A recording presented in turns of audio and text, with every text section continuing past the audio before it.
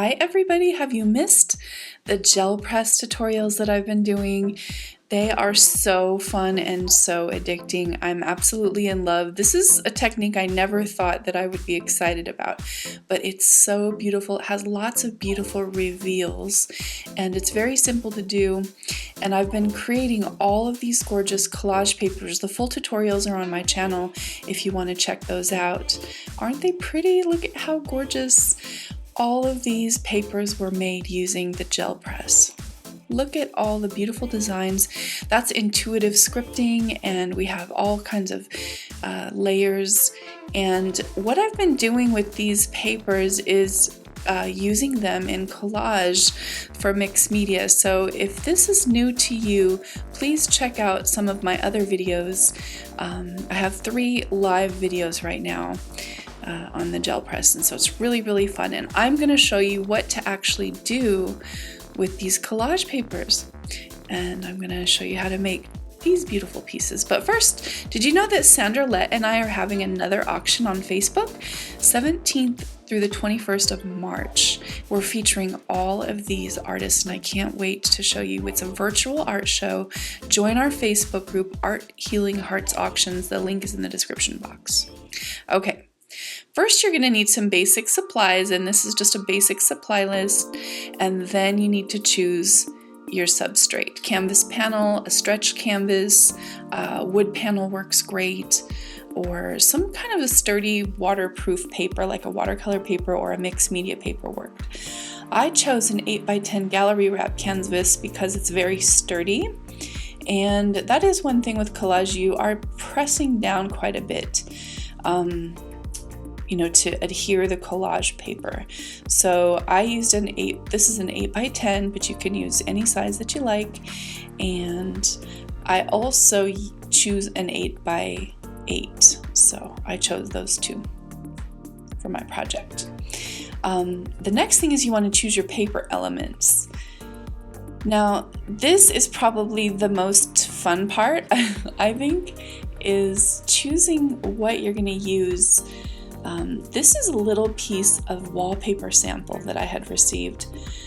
You can pick up wallpaper samples really easy. Just go to your local home decor store, wallpaper store, and ask them if they have any books that are out of date, because they don't know what to do with those books, and either they throw them away or they donate them. And a lot of times they'll let you just pick up those books for real cheap, and it's a great way to pick up some mixed media paper that you can use in your artwork. And I love this sample. You can also go online and buy samples for really cheap. So I decided on that sample, and then I'm just kind of going through all of the papers I've made. And I love the way some of those papers look alongside the sample. So really you're just looking for all of the potential matches. I'm just thinking about the different elements. Of course, I want some warm elements and some cool elements. And I decide I'm going to use that one. That is my favorite right there.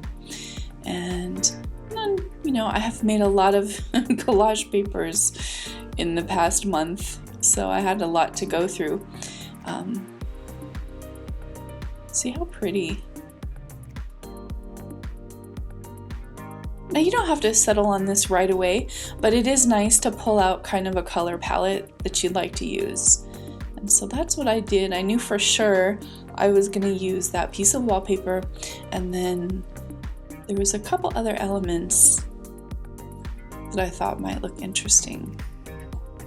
So that's all you're going to do, is just choose your paper elements, and then choose color coordinated paints if desired. For me, this Sargent liquid metal, I thought that would look really good with the copper branches in there. So I chose that paint as one of the highlights I really wanted to incorporate into the piece. And here we go. So I think with this video, there was not a lot of rhyme or reason, and that's why this was one of the hardest videos I've ever had to film, because a lot of this is just personal choice, but I thought I would just, what I'm gonna do in this video is just pop in and share with you some little insights that I had while I was doing it. This is the super glue I use. It's the super glue, it's the XL gel, and I love this stuff. I know that a lot of people you know, can rely on just acrylic mediums and stuff for adhering paper, but I found that this gel adheres anything.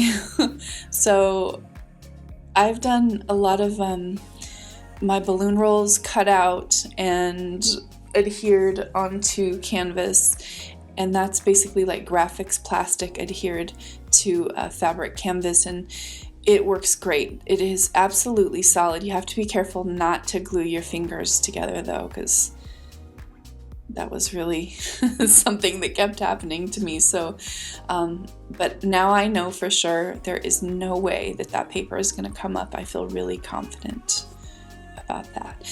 And the one thing you do want to do is seal any papers that you put down. You want to seal them with some kind of an acrylic medium. I did use golden soft gel, or a semi-gloss gel, but honestly my favorite ended up being the Liquitex. So I highly recommend the Liquitex gel medium. It just has the perfect consistency, the soft body medium, and I really enjoyed using that over the golden. And you know, you never hear me say that about golden, but that is the truth of what happened.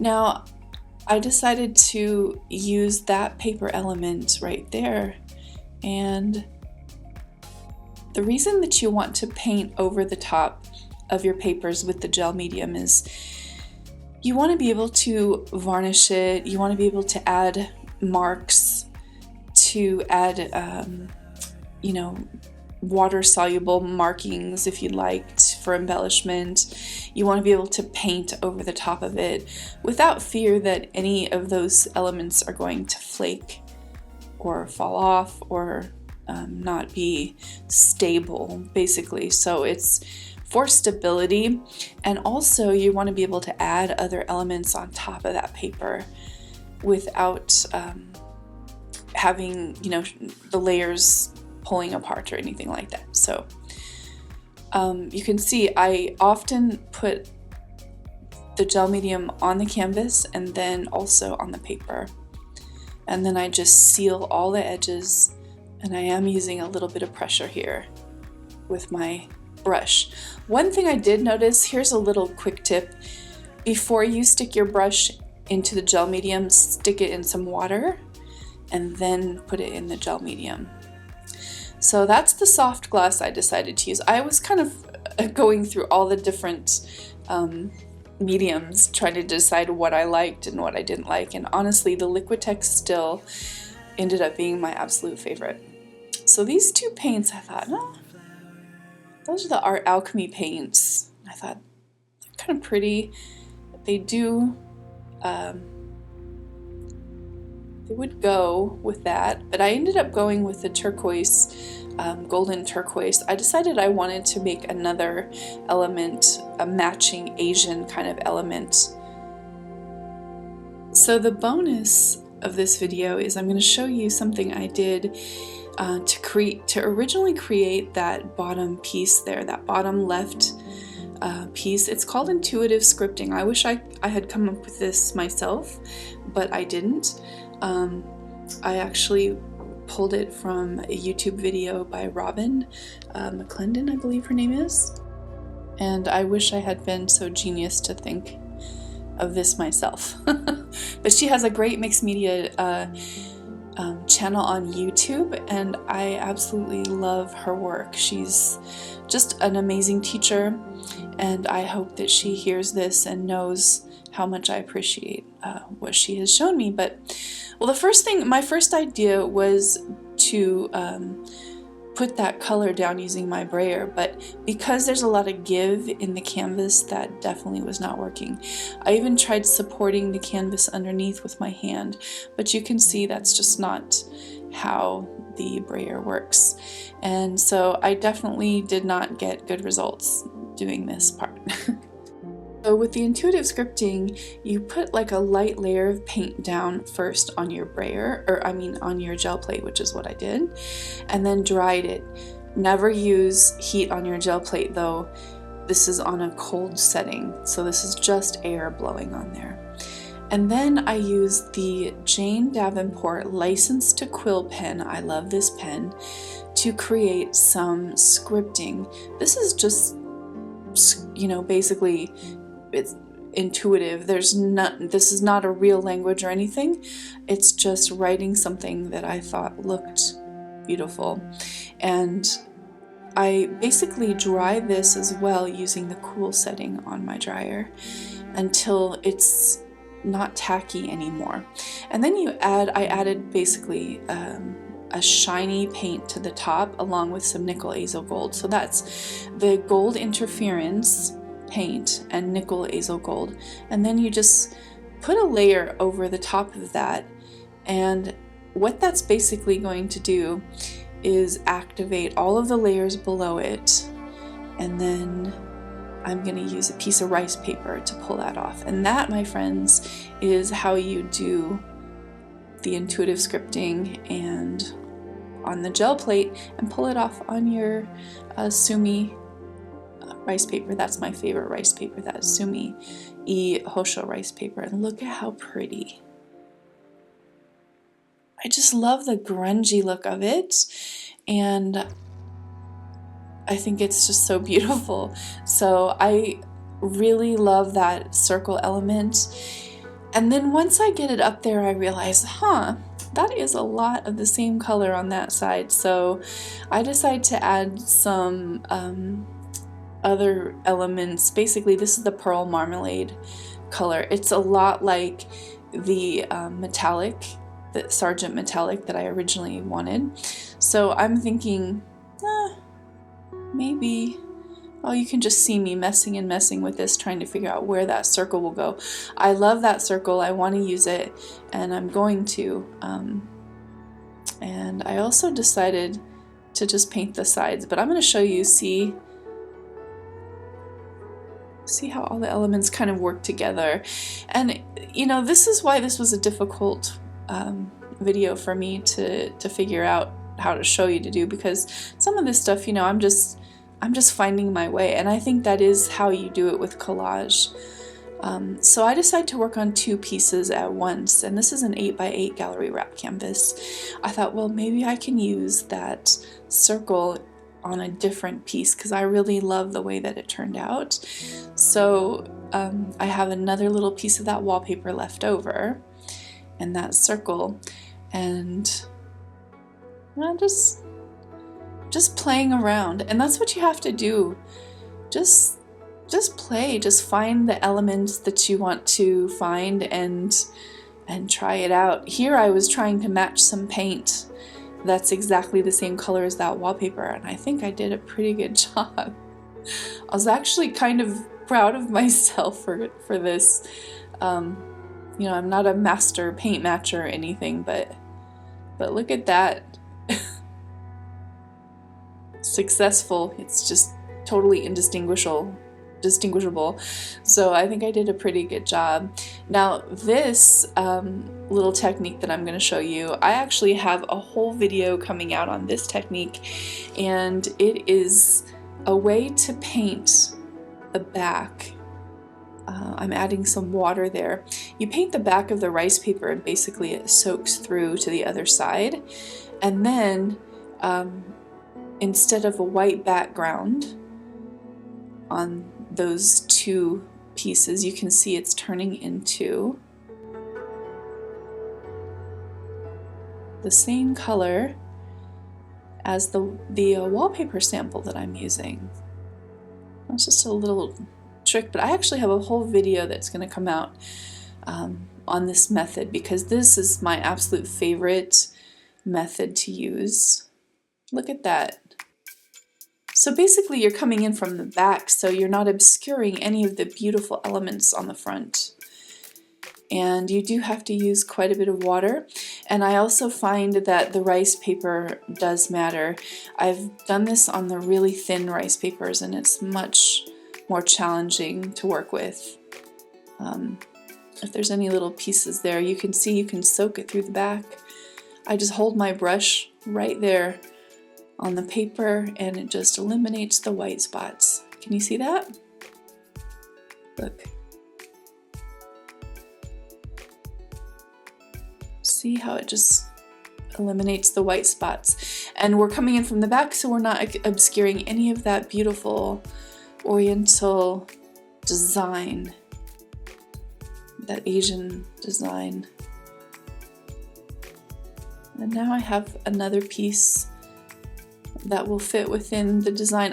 Of these two pieces, I've never actually done anything in my whole life that had an Asian feel to it. So this was totally out of my element, and it was really inspired by the intuitive scripting. I decided to paint this whole thing with that metal, Sargent's metal paint, and then go back and match it on this other piece and paint all the sides. Just make sure that at the end of everything we have a complete look. And then I'm painting the back. What I realized with the metallics though, they don't soak through the same way when you're painting from the back. So I actually had to go through and paint the sides of that little piece, that copper color. And I still cannot figure out how to incorporate this in. But I want to. You can see I'm really, really wanting to figure this out. And I spent a lot of time, this is sped up, but I spent a lot of time trying to figure out how to make this circle work.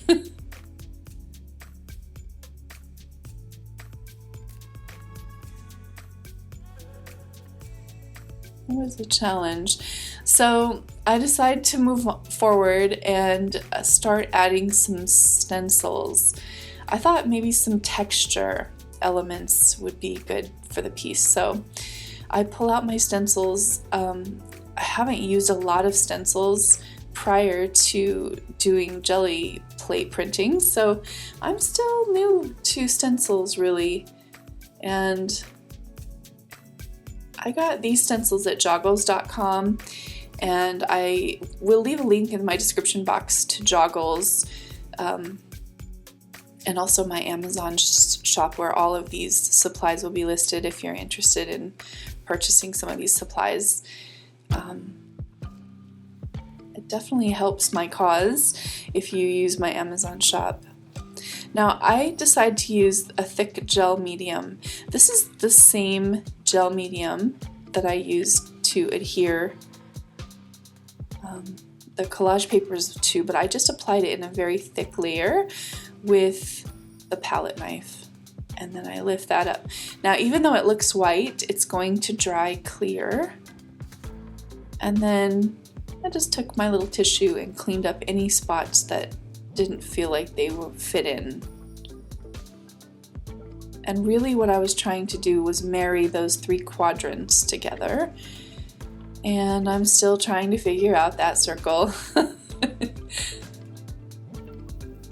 We shall see what happens at the end. So this one came a little bit easier for some reason. But again, I decided to use the super glue to adhere the wallpaper to the paint. And for whatever reason, I just really like that one. It works really well. It's the gel. I think it's because of the gel. It's not drippy, so it stays exactly where you put it, and it's pretty easy to adhere.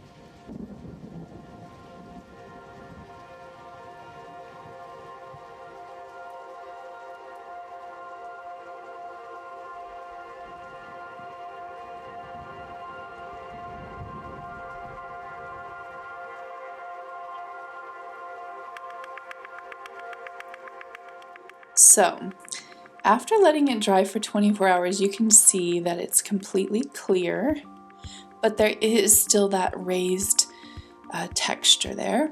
So I decided to use my paintbrush held flat to burnish the top with that same color of the wallpaper. Now you can see in this one, I decided to do 2 texture elements. And this time, to create some extra color, I just mixed the gel medium with the matching acrylic paint. So some of the paint colors that I had used in the Asian circles over there, I matched those, and that's like the quinacridone nickel azo gold and Indian yellow, and I got a really sharp, stark texture right there. So I just put that one aside for a minute, and here we are with this one. That's what it looks like 24 hours later. And now the circle.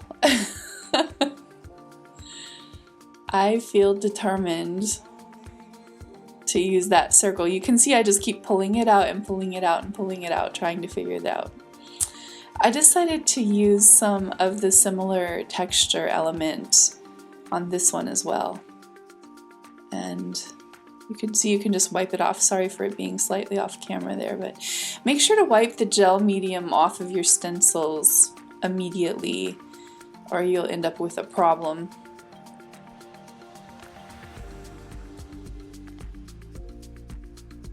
I decided not to make this one quite as bold as the other one was because I just still haven't placed that circle, so I'm just not sure what I'm gonna do with it.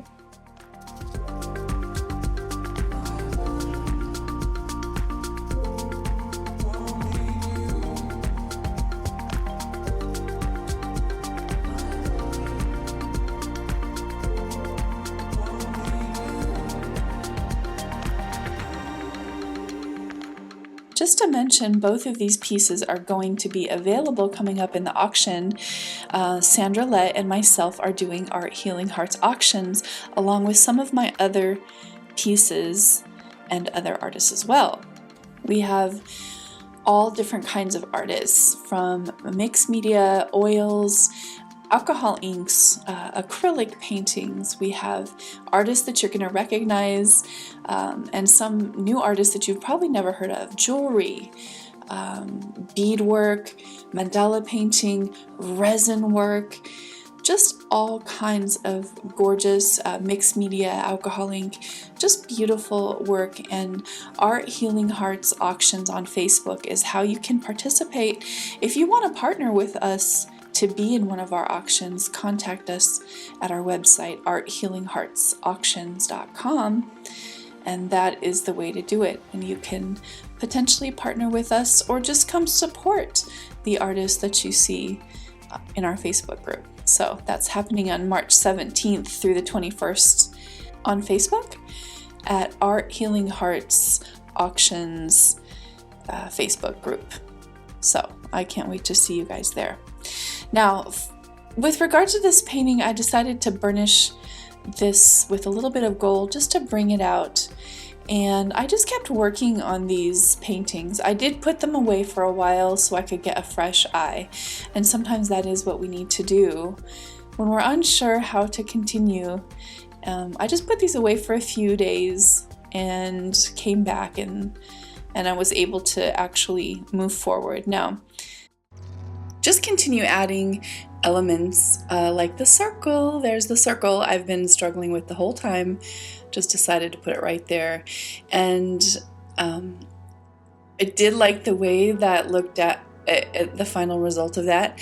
And some of these, I just decided it needed one more element, some mark making, and I decided to use a black woody Stabilo pencil and some black ink to kind of bring all the quadrants together and just really to grunge it up a bit. It was looking too matchy, I guess is the best way I could describe it. So just a little bit of ink and water, and I added just a little bit of grunge to the piece, and I ended up with this, and this is the final piece. I really like the way that turned out. I did add a little bit of white gel pen as well, just for a little accent here and there. And I think it turned out really interesting. And there's the pieces side by side, so they'd make a great companion pieces. A lot of different textures. I like the Asian feel and that super grungy black ink look. So thanks so much for joining me today, you guys. Thanks for watching, and as always, I can't wait to make more art videos just for you. Bye-bye.